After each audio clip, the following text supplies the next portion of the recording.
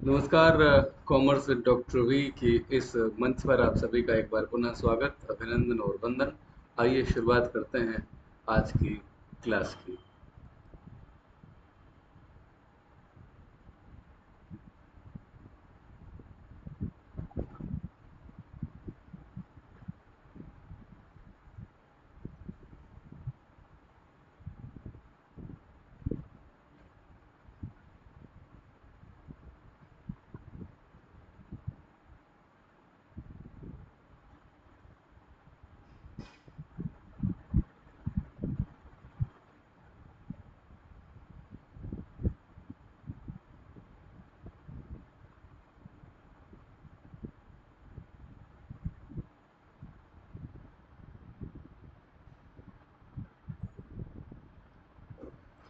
तो जैसा कि आपको पता ही है कि आज से हम शुरुआत कर रहे हैं क्लास 11th के बिजनेस स्टडीज़ की, chapter 1 nature and purpose of business. आज के इस क्लास में हम पढ़ेंगे इकोनॉमिक और नॉन इकोनॉमिक एक्टिविटीज़ क्या होती हैं, जानेंगे बिजनेस का कॉन्सेप्ट क्या है और बिजनेस प्रोफेशन और एम्प्लॉयमेंट से कैसे अलग है। तो चलिए करते हैं शुरुआत आज के क्लास की। एक बार पुनः आप सभी का स्वागत। देखिए, जो बिजनेस है उसकी ख़ास बात यह है कि ये ह्यूमन बीइंग्स के द्वारा किया जाता है। किसके द्वारा? ह्यूमन बीइंग्स के द्वारा। और आपको पता होगा कि ह्यूमन एक्टिविटीज़ जो होती हैं वो 2 टाइप की होती हैं, या तो इकोनॉमिक और या नॉन इकोनॉमिक। हम पढ़ने वाले हैं सबसे पहले economic activities. So all the activities of human beings which are undertaken with the primary objective of earning profit और लाइवलीहुड। इकोनॉमिक एक्टिविटीज़ वो एक्टिविटीज़ होती हैं ह्यूमन बींग्स की जो कि इसलिए की जाती हैं ताकि जो प्राइमरी ऑब्जेक्टिव है इनकम अर्न करने का या आजीविका कमाने का यानी कि लाइवलीहुड कमाने का, वह लक्ष्य पूरा हो सके। ठीक है। These activities includes all those actions which are related to either production or distribution and exchange of goods and services. या तो आप प्रोड्यूस कर रहे होगे गुड्स या सर्विसेज, या अपने डिस्ट्रीब्यूट कर रहे होगे एक प्लेस से दूसरे प्लेस तक पहुंचाना, या उनका एक्सचेंज हो रहा होगा। एक्सचेंज का मतलब होता है कि किसी भी गुड्स को बाई करना और सेल करना। ठीक है। तो buying and selling if it is happening then it is called as an exchange of goods and services. So ये जो एक्टिविटीज़ होती हैं इन्हें आप मॉनेटरी टर्म में मेज़र भी कर सकते हो। अगर एक एग्जांपल लें, एक पर्सन है जो कि वर्क कर रहा है एज अ शॉपकीपर, यानी वो एक दुकानदार है, तो वो बेसिकली इकोनॉमिक एक्टिविटी का हिस्सा होगा, क्योंकि उसका जो प्राइमरी एम होता है वो प्रॉफिट कमाना होता है। और वो कैसे प्रॉफिट कमाता है? गुड्स को बेचकर। Inside all business activities, they fall under the category of economic activities as they are profit driven। यानी कि सारी बिजनेस एक्टिविटीज का पर्पस ही प्रॉफिट कमाना होता है। और प्रॉफिट कमाना जो होता है कहीं पे भी पर्पस, तो वो सारी एक्टिविटीज इकोनॉमिक एक्टिविटीज कही जाती हैं। तो इस तरह से चूंकि ये प्रॉफिट ड्राइवन एक्टिविटीज होती हैं बिजनेस एक्टिविटीज, और ये रेपिटेटिव नेचर की होती हैं, यानी कि ये बार बार एक दिन में कई कई बार घटित होती हैं, रिकरिंग नेचर की होती हैं, दैट्स वाई इन्हें बिजनेस एक्टिविटी कहा जा सकता है। तो उम्मीद करते हैं कि आपको ये बात समझ में आई होगी। आइए इसी टॉपिक में अब बढ़ते हैं हम आगे। तो जो हमारा टॉपिक है वह है क्या? अगला टॉपिक है नॉन इकोनॉमिक एक्टिविटीज़। तो नॉन इकोनॉमिक एक्टिविटीज़ के बारे में आइए थोड़ा सा जानते हैं। Non economic activities are those activities which are performed out of love, affection, compassion. Compassion means kindness यानी दयालुता, sympathy यानी सहानुभूति, और social obligation यानी सामाजिक कोई दायित्व है जिसका निर्वहन करने के लिए लव के लिए, स्नेह के लिए, अफेक्शन के लिए, दयालुता के लिए या सहानुभूति की भावना के साथ अगर आप कोई भी एक्टिविटी परफॉर्म करते हो तो उन एक्टिविटीज को नॉन इकोनॉमिक एक्टिविटीज कहा जाता है।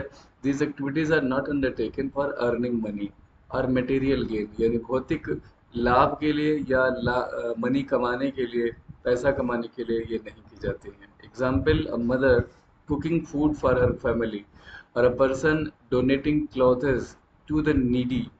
These acts are done out of emotional or moral satisfaction. या तो ये भावनात्मक रूप से की जाती हैं या नैतिक संतुष्टि के लिए की जाती हैं। While non-economic activities don't provide financial rewards. Yes, non-economic activity कोई financial rewards करने एक्टिविटी करने वाले को नहीं देती, but they contribute significantly to the well-being and harmony of the society. समाज के कल्याण के लिए और एकता के लिए ये एक्टिविटीज काम करती हैं। तो ऐसा नहीं है कि ये एक्टिविटीज काम की नहीं है या इम्पोर्टेंट नहीं है। Yes, they are very important, but since we are studying here business studies, so business studies is something which is related to the economic activities, right? Next topic is business. So let's understand the concept of business. Okay, so business का जो concept है उसको जानते हैं, आइए। Yes, business refers to an economic activity, ये पहले ही discuss किया जा चुका है कि इकोनॉमिक एक्टिविटी ही बिजनेस होता है। बिजनेस में इन्वॉल्व होता है क्या क्या, कंटिन्यूअस और रेगुलर प्रोडक्शन होगा। पहली बात, बिजनेस में प्रोडक्शन हो रहा हो ये अनिवार्य नहीं है, या तो प्रोडक्शन होगा या एक्सचेंज हो रहा होगा, गुड्स को खरीदा और बेचा जा रहा होगा या सर्विसेज को खरीदा और बेचा जा रहा होगा, और ये कंटिन्यूअसली किया जा रहा होगा रेगुलर बेसिस पे। So economic business refers to an economic activity which involves the continuous and regular production or exchange of goods and services with the intention of earning profit. Profit कमाने का लक्ष्य होना चाहिए, इंटेंशन होनी चाहिए, इच्छा होनी चाहिए। इतनी बात समझ गए होंगे। It requires investment. बिजनेस अगर आप कर रहे हैं या नहीं कर रहे हैं ये जानना चाहते हैं तो अगर आपने इन्वेस्टमेंट किया है, इट मीन्स कुछ मनी, कुछ कैपिटल आपने अपनी किसी पर्टिकुलर बिजनेस एक्टिविटी में लगाई है, तो so you have invested some money. Business में रिस्क भी शामिल होता है। मान लेते हैं आपने कोई फैक्ट्री लगाई या नहीं फैक्ट्री लगाई, आपने कोई दुकान में कुछ गुड्स खरीद के स्टॉक किया, पर्पज़ है कि आप उससे बाद में बेच करके प्रॉफिट कमाएंगे। तो जब तक वह गुड्स नहीं बिकता तब तक उसमें बहुत सारे रिस्क होते हैं, जैसे चोरी हो जाए, आग लग जाए दुर्घटना से, या फ्लड आ जाए। इस तरह के बहुत सारे नेचुरल और मैन मेड रिस्क होते हैं, बिजनेस में होते ही होते हैं। तो इन्वेस्टमेंट अगर आपने किया है, अगर उसमें रिस्क शामिल है, ठीक है, और सबसे खास बात ये कैरिड आउट होगी ऑर्गेनाइज्ड मैनर में, यानी एक विधिवत सिस्टमेटिक तरीके से उस एक्टिविटी को किया जाएगा। So investment involving risk, and if it is carried out in an organized manner, you can call it as business activity. So business, if I repeat the same topic once again, business is something which is related to an economic activity which involves continuous and regular production or exchange of goods and services, and the intention behind this is earning profit. Let's take an example. A person running a bakery who daily bakes and sells bread and cakes is conducting a business because there is a regularity, a risk, investment and a clear objective of making profit. Hope you got it. एक व्यक्ति है वो bakery चलाता है और वो bake करता है और सेल भी करता है ब्रेड और केक को, और ये काम वह कर रहा है बिजनेस में। क्यों बिजनेस में, मतलब इसे बिजनेस कहा जाएगा, क्यों कहा जाएगा, क्योंकि वह इसे रेगुलरली कर रहा है, क्योंकि इसमें रिस्क भी है, क्योंकि जो उसने ब्रेड बनाया और जो वो सेल करने की इंटेंशन रखता है, अगर वो सेल होता है तो ठीक, नहीं हुआ तो एक रिस्क है ना, सेल हो भी या ना भी हो, वो ऐसा करने में कुछ ना कुछ इन्वेस्टमेंट करेगा ना। और उसका क्लियर ऑब्जेक्टिव क्या है, प्रॉफिट कमाने का। तो इस तरह से कोई बेकरी शॉप अगर चलाने वाला व्यक्ति है तो वो बिजनेस कर रहा है। जो हमने अभी जाना यहाँ पे, उसी के आधार पे कुछ की फीचर्स बिजनेस के बताए जा रहे हैं। सबसे पहला की फीचर क्या है कि बिजनेस एक इकोनॉमिक एक्टिविटी है। क्यों? क्योंकि ये एम करता है अर्निंग इनकम, यानी इसका एम जो है, it aims at earning the income. ठीक है, ये बात समझ गए होंगे। तो अब इसके बाद में जो बाकी के फीचर्स हैं वह क्या हैं, आइए उन्हें भी जानते हैं। तो दूसरा फीचर है वह है प्रोडक्शन एंड प्रोक्योरमेंट। देखिए, प्रोडक्शन करेंगे या प्रोक्योरमेंट करेंगे, इन दोनों में से कोई एक काम करेंगे, दोनों भी कर सकते हैं। तो प्रोडक्शन का मतलब होता है किसी भी गुड्स को खुद ही मैन्युफैक्चर करना, या आप उसे परचेज कर सकते हो किसी और से और बाद में आप दूसरों को इसे बेच सकते हो। दूसरा सेल और एक्सचेंज, ये भी हो रहा होगा। अगर आपने प्रोडक्शन किया है या उसको खरीदा है सेल करने के पर्पज से, तो यानी सेल तो करनी पड़ेगी ना। तो goods and services must be sold. Consumption by self is not a business. ये ध्यान रखना, आपने गुड्स अगर खरीदा है और लक्ष्य है खुद को ही देने का, यानी कि खुद ही के द्वारा कंज्यूम करने का, तो ध्यान रखिएगा कि बिजनेस एक्टिविटी नहीं है। इस एक्टिविटी को ड्राइंग्स कहा जाता है। अकाउंटेंसी में आपने पढ़ा होगा कि अगर कोई बिजनेसमैन सेम गुड्स खरीदता है लेकिन उसका पर्पज उसे रिसेल करना नहीं है, तो उससे, अगर वह कंजप्शन के पर्पज से खरीद रहा है, तो उसे बिजनेस में की गई परचेज में से ड्राइंग्स के रूप में माइनस कर देते हैं, क्योंकि ये गुड्स बेचा नहीं जा सकेगा। ठीक है, तो सेल और exchange is an essential part of business. Then the fourth feature is profit motive. All the business activities are performed with the aim to earn a profit. You know it very well. Next feature is risk element. Yes, of course, business involves uncertainties. Uncertainties regarding whether the goods will be sold or not. This is an uncertainty. So uncertainty must be there in a business. The uncertainty or the chances of loss, they increases, they create the risk element.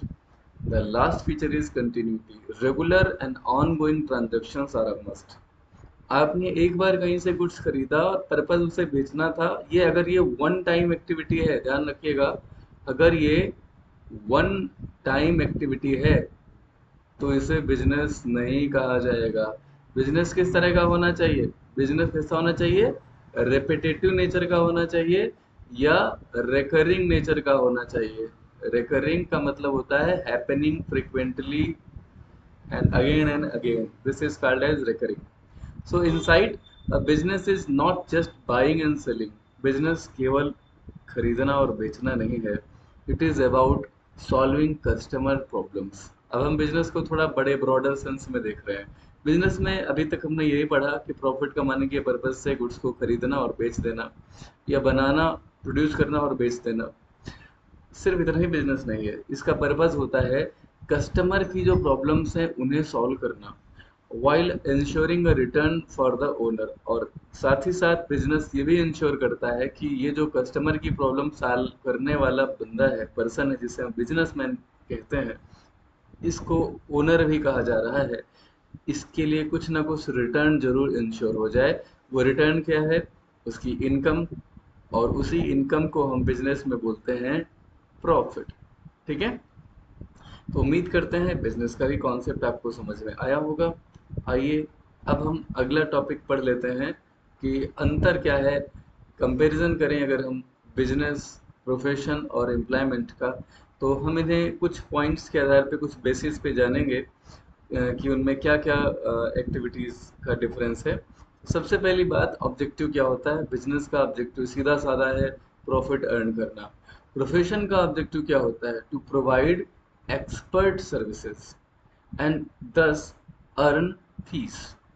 जो professionals होते हैं वो expert services देते हैं, ऐसी services जो कोई expert ही दे सकता है, यानी स्पेशलाइज्ड पर्सन ही दे सकता है, और बदले में वह फीस चार्ज करते हैं। एग्जाम्पल अभी हम आगे जानेंगे, चलिए थोड़ा सा बता भी देते हैं। जैसे किसी डॉक्टर के पास आप चिकित्सा के लिए जाते हैं तो वो एक एक्सपर्ट है मेडिकल सर्विसेज प्रोवाइड करने के लिए, और जब कभी भी वह आपको मेडिकल सर्विसेज देता है तो बदले में वह आपसे अपनी फीस चार्ज करता है।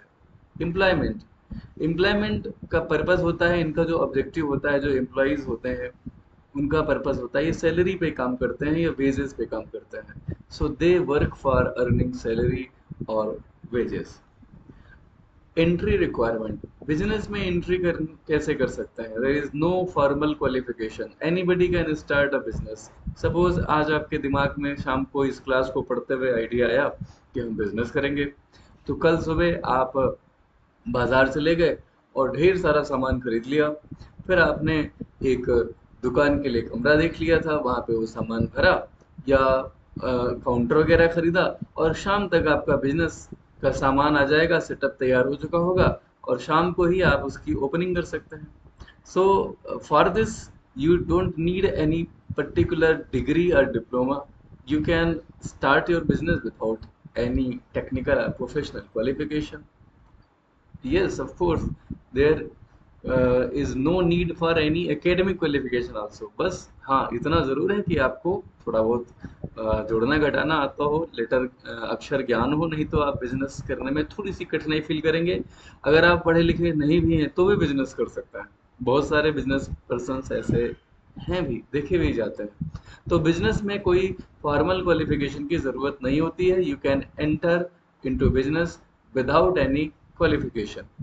If we talk about profession, yes, specialized knowledge हमें चाहिए यहाँ पर, और उसके लिए हमें सर्टिफिकेट्स भी चाहिए होंगे, कोई डिग्री या डिप्लोमा होना चाहिए जो उस प्रोफेशन के लिए ज़रूरी है। For example, if you want to work like a professional chartered accountant, then you need a chartered accountancy degree.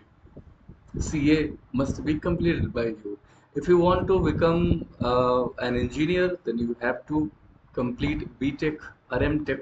Similarly, there are different other professions like if you want to work as a lawyer, then you need to have a LLB degree. Employment, if we talk about employment, सो जो employment में qualification की बात करें तो ये जो employer होता है जो आपको रोजगार देने वाला है, इसने जो क्वालिफिकेशन क्राइटेरिया तय किया होगा उस पर आपकी क्वालिफिकेशन डिपेंड करेगी। यानी कि जैसा काम होगा वैसी क्वालिफिकेशन होगी, इस तरह से इसमें एंट्री हो सकती है। For example, there is a vacancy of accountancy teacher at TGT level. So ultimately you should have completed a BCom and B.Ed.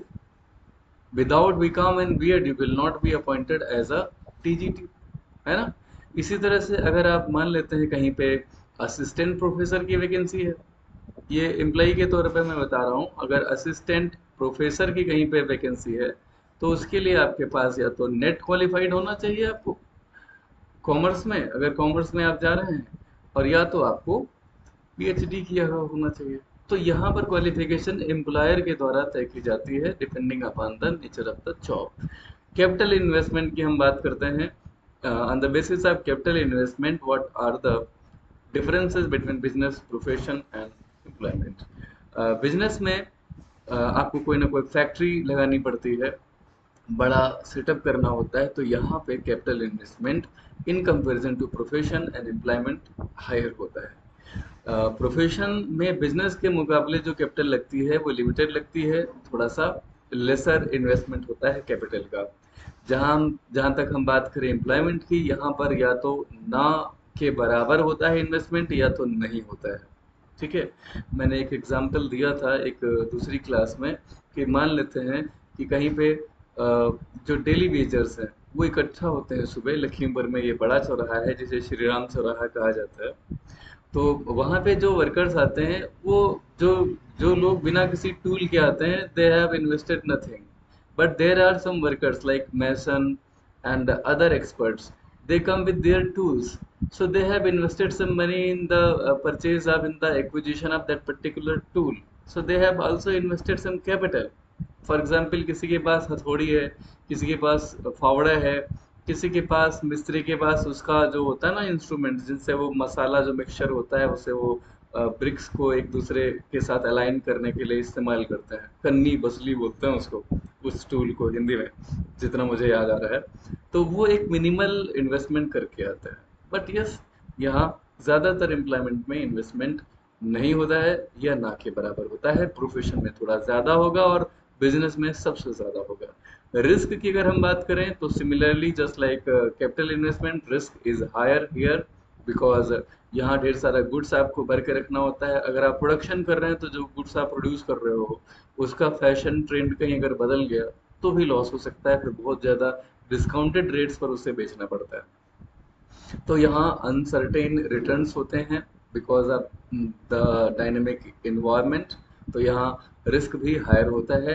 Profession में रिस्क मॉडरेट होता है और प्रोफेशन एम्प्लॉयमेंट की अगर हम बात करें या तो बहुत लो होता है और या तो नहीं होता है रिस्क। ठीक है, हम बात करते हैं नेचर ऑफ वर्क की। तो यहाँ प्रोडक्शन किया जा रहा होगा, सेल किया जा रहा होगा गुड्स और सर्विसेज का। ये पर्सनलाइज्ड सर्विसेज दे रहे होंगे, एक्सपर्ट सर्विसेज दे रहे होंगे और ये परफॉर्म कर रहे होंगे उन ड्यूटीज़ को जो इन्हें असाइन की जा रही होंगी। आइए हम एग्जाम्पल से समझते हैं कि ये जो बिजनेस है और प्रोफेशन और एम्प्लॉयमेंट है इनमें कौन कौन से लोग होते हैं। एक शॉपकीपर जो है वो एक बिजनेस कर रहा होता है। एक डॉक्टर जो होता है जो प्रैक्टिस कर रहा होता है मेडिसिन की, उसको एक प्रोफेशनल कहा जा सकता है। और सिमिलरली एक बैंक क्लर्क बैंक में काम कर रहा होता है एक फिक्स्ड सैलरी पर, उसको एक एम्प्लॉय कहा जाएगा। तो today many professions operate like businesses. आज के समय में तो ऐसा भी हो गया कि कई सारे प्रोफेशंस हैं जो कि बिजनेस के तौर पे काम करते हैं। एक एग्जांपल बहुत अच्छा सा मैं आपको बता दूं। एक यूट्यूबर या इन्फ्लुएंसर जो सोशल मीडिया इन्फ्लुएंसर्स होते हैं वो प्रोफेशनल्स हैं, लेकिन वह एक बिजनेस के तौर पे भी कार्य कर रहे होते हैं। क्यों? क्योंकि कुछ रिस्क होता है उनका, कुछ सेटअप करना होता है, कुछ स्टूडियो बनाना होता है। तो ultimately they have to invest some money. तो यहाँ पर क्या होता है कि अगर वो कंटेंट क्रिएशन कर रहे हैं, सर्विसेज दे रहे होते हैं, तो आप पाएंगे कि ये दोनों का फ्यूजन है, बिजनेस पर्सन का और प्रोफेशन का। ठीक है, तो मुझे लगता है कि इतनी बातें आप सभी ने ठीक से समझ ली होंगी। कल के टॉपिक में हम पढ़ेंगे ऑब्जेक्टिव्स ऑफ बिजनेस। तो फिलहाल आप इस क्लास से जुड़े, आपका बहुत बहुत धन्यवाद। Thank you so very much for joining. अगर आपको ये क्लास अच्छी लगी है तो आप सभी से मेरी एक रिक्वेस्ट रहेगी कि आप अपने दोस्तों के साथ इस वीडियो को साझा करें। और आपको पता ही होगा कि जो कॉमर्स विद डॉक्टर वी का मंच है, यहाँ इसे आप एंड्रॉयड ऐप पर भी एक्सेस कर सकते हो। ये क्यूआर कोड है, इसको आप स्क्रीनशॉट लेकर के स्कैन कर सकते हैं और आप हमारे एंड्रॉयड पेज पे चले जाएंगे, या तो आप ये लिंक टाइप कर सकते हैं अपने एड्रेस बार में। हमारी वेबसाइट भी है कॉमर्स विद डॉक्टर वी के नाम से, आप विजिट कर सकते हैं, टाइप कर लें ये लिंक। और यूट्यूब चैनल भी आप फॉलो कर सकते हैं, सब्सक्राइब कर सकते हैं और दोस्तों के साथ साझा कर सकते हैं। Thank you so very much. अगर आप ऐसा करते हैं, आपकी कमेंट्स का यूट्यूब पे या हमारे ऐप पर आपके फीडबैक का इंतज़ार रहेगा। अगर कोई कमी है तो वो भी हमें बताएं, हम कोशिश करेंगे कि आपकी हर रिक्वायरमेंट को हम कॉमर्स विद डॉक्टर वी में पूरा करें। Thank you so very much for joining. कल मिलते हैं। नमस्कार।